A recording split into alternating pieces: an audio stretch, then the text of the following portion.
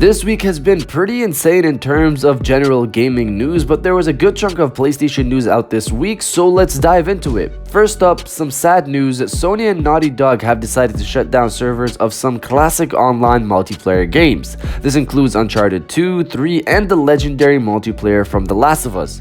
All of these games will lose multiplayer access on the PS3 starting September 3rd, 2019. It's honestly sad to see the OG Last of Us multiplayer go, and I'll definitely be getting some time with it before September, but I'm less upset about this since it's on the PS4 as well. As you all know, I still play Last of Us multiplayer to this day. It's one of the greatest multiplayers of all time, and it hurts to hear people say, oh, it had a multiplayer mode. Yes it did, and does, and it's great. Honestly, go check it out if you haven't. But moving on to more exciting Last of Us news, there's a rumor going on right now that The Last of Us 2 and Ghost of Tsushima will get some information revealed this month. A state of play will supposedly go live sometime this month, focusing on these two games. Apparently, the rumor about a Last of Us 2 trailer coming before E3 2019 was legit, but Sony pushed it back to give Death Stranding some breathing room, which I get.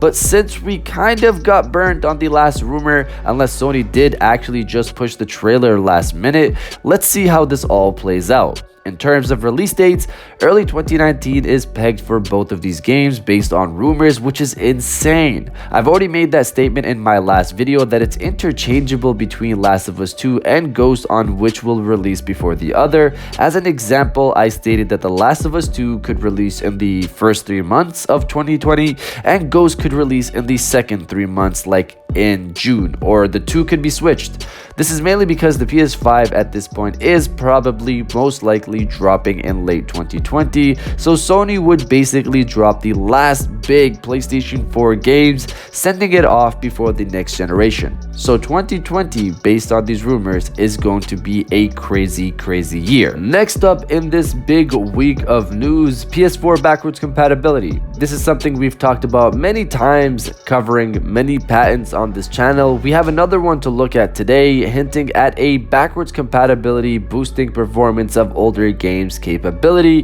One more time, a backwards compatibility boosting performance of older games capability. The gist of the patent is basically providing developers the tools required to adjust different performance parameters of a system, this is probably referencing the PlayStation 5, to be able to run an older game properly on a new system, again the PS5. We've kind of covered this in previous patents where we discussed changing CPU frequency, simulating legacy bus operations to allow for similar patterns when passing information around different components of the hardware, and so on. This is about that, essentially tweaking different aspects of a system, not the game itself, so no code touching, to simulate the performance required to run an older game properly on a new system.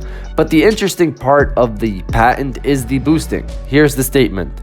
To further optimize, one can adjust the execution of the new hardware to see if the application can run faster on the new hardware without causing it to fail.